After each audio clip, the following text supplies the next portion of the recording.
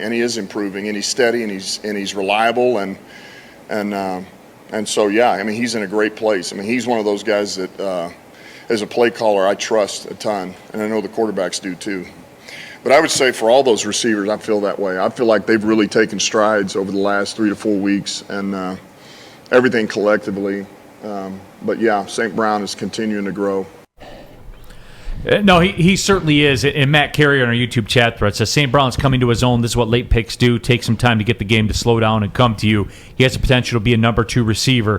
Feel like he was a steal in this draft. And T-Foss, again, it's no secret, man.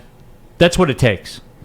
That's what it takes. It's pretty easy. Here's the significance of Amon-Ra St. Brown is if the Lions didn't get it right in the first 3 rounds, they weren't getting it right. The fact that he's a 4th-round pick shows that things are different here. When you look around the NFL and you see quality linemen, normally they're from the 3rd, 4th, and 5th rounds. The Lions never hit on people in the 5th or 6th or 7th round. Now they are. This is significant, and maybe this is a turnaround almost as important as your number 1 draft capital.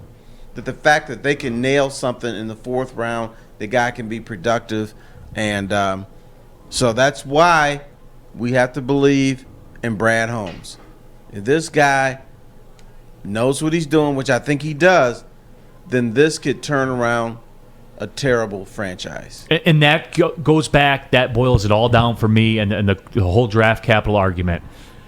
Give the guy every available advantage. And is it a mathematical advantage? Yes. I mean, we're talking about, I guess, analytics and math and outcome probabilities and those types of things.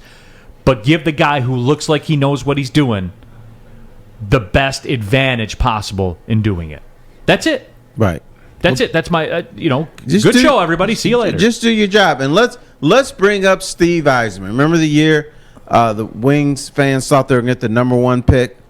Yeah. They ended up getting the number 4 pick, and everybody was pissed off. You know, they screw the Wings. But what did Steve Eisman do? He said, don't worry about it. We're good.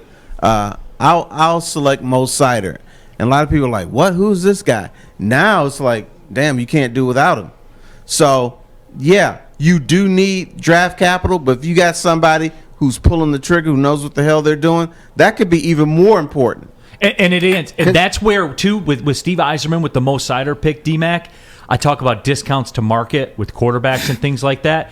What's a defenseman like Mo Sider getting in the open market, D-Mac? Yeah, no, I mean... so he's getting a monster number. They're the dime a dozen, and if you look at what's going on, and I know there's no hockey, but the World Juniors are going on, and we got a lot of representative. But if you look at Irvinson, who's another defenseman, and I retweeted, I laughed because he said he can't wait to come to Detroit and play with Mo Sider so they can sit on the blue line and murder people, right? Which, not literally, but which means to be stalwarts. And honestly, to hear him say that, but I've heard that. This ain't the first time. I've been hearing this when, banging my gong saying what's coming down the pipe, and it's keep an eye out. And that little bit of insight on how a lot of us around that have played or whatever, how we communicate with each other.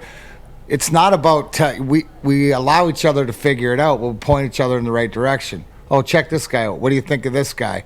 What who's doing it, and something else. Because to Terry's point exactly, who is making those decisions to get the guys? And it's not like, oh, okay, you hit on Sewell, and then, oh, not until your 4th rounder, we continue to not hit on 2nd rounders like past regimes or 3rd. No, guys are playing, guys are there. So Brad Holmes Lee McNeil had a sack yesterday. Is the guy, and they're taking up snaps and they're getting there. So to the point of who's making the decisions, no matter where they're making it, the Steve Eisman and the Brad Holmes, they have a plan. And it's not maybe the norm of what everybody else does.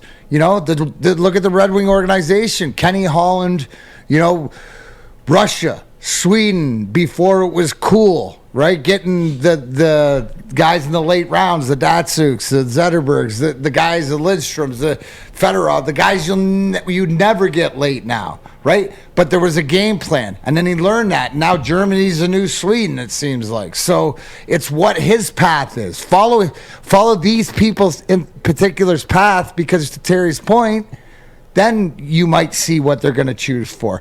I love comparables. Right? Who's this guy going to be? Who's this guy? What role is this? When I watch this Amon-Ra St. Brown, and I believe that because TJ Hawkinson getting hurt, it's availed the opportunity for him to get more looks, to get more touches. But he reminds me of Golden Tate, how he runs routes, like Golden Tate after he get the ball. Right? He runs those good routes because I see his IQ, his vision, by getting the ball so wide open a lot of times, making his quarterback good. So, and these are all the things that we were hearing about him out of USC. So I'm glad that he's putting in the work to do it. 202 jugs balls a day, that'll help you. Absolutely. Another touchdown for Western Michigan, by the way, as they have... they're looking sharp here today. Now, this is a decimated Nevada team. Nevada actually jumping back on the board right now as well. So 17-10, Western Michigan with the lead, 11:15 to play in the second quarter. Just down the road, about 15 minutes from here at Ford Field in the Quick Lane Bowl. But we're talking Detroit Lions and Amon-Ra St. Brown and what he's provided. Don Burr says this is why the Trinity Benson trade was a no-go. Gave up 2 late picks for him. I think they just gave up 1. They swapped picks with Denver on one of them and then gave Denver 1. And I would say this, and this is where, look, you're not going to bat 1,000. You're not. And I would say they saw something that they might have liked in him. Didn't work out. But you know what the fallout from that, Terry? It's a lot like what we talked about with the Brashad Perriman thing. You know what the fallout is? You send him on his way and it's over. There's no long-term commitment. There's no lasting impact. This isn't a Trey Flowers situation. There's not, a $13 million escape hatch to get out of it. You take a swing, you miss, you walk back to the dugout, you come back up to bat again. And that's what I like, is a bit of controlled gambles. And we saw this, I think, with Steve Yzerman, with what he did with Nick Leddy, where you get... you have a 30-year-old defenseman making $7 million. That's not an Yzerman contract that he's going to put out there, but it's over after this year. He can reassess. If this is somebody we want to take a look at, we can try to move forward with him. If not, hey, we move on. Yeah, and hockey's a different beast, too, when you have guys like that are the buffer players, is that you never know at trade deadline if you're in, if you're out, if they can be an asset that you can flip. But you can flip, so not only are you making that initial deal, but also at the deadline, you can get more out for this guy. And then you never know, because the beauty in hockey or in free agency, you can always come back. So, it all depends on what you're building. And I think that a lot of things are different, too, because of the salary cap, because of draft capital. And man, that's why... do you look at whatever GM, the guy pulling the triggers, guy making the end of the day decisions, do you like them running whatever organization it is in professional sports or in minor sports? Because that's where it has to stop. That's where it has to be, and everybody has to buy into that person's vision. Lions Rumble on our YouTube chat thread says, I give up Hawkinson right now for 2 draft picks, but I think I don't think Hawkinson would get you 2 draft picks at this point. No, he wouldn't. We overvalue the talent here. But you can get something for him. Maybe you can get 1 draft pick. And maybe he's talking about 2 lower draft picks. But you can get something for Hawkinson, because now you have to make the decision. Do you want to pay him $14, $15 million a year? He's not worth it. As of right now, he's not, man. And for me, too, and we talked about this on the show on Thursday, and I talked about it yesterday on the Lions pregame show. And again, we're not there yet, so don't take this for more than what it is. As it stands right now, T-Foss, DeAndre Swift's on that TJ Hawkinson highway. And Hawkinson's a couple exits further down the road than Swift is. But Swift's on 675 too, trying to go around the Zilwaukee Bridge too right now. No, he is. And the thing is, I think Swift is a very talented guy, but the problem is injuries. And in this league today, you can get away with having lesser talent and they can be very productive in the National Football League. So you have to look at Swift. Okay, when he starts to make his big bank, he's out of here. And again, these aren't like eminent issues or anything like that. But going back to what DMAC has, and DMAC really opened my eyes to this too about Steve Yzerman, about the board and the contracts. And you're looking 5 years down the road. You're looking 3 years down the road. Like, you're not just showing up for work today saying, "Hey, what do we feel like? Anybody bring donuts?" Like, it's not.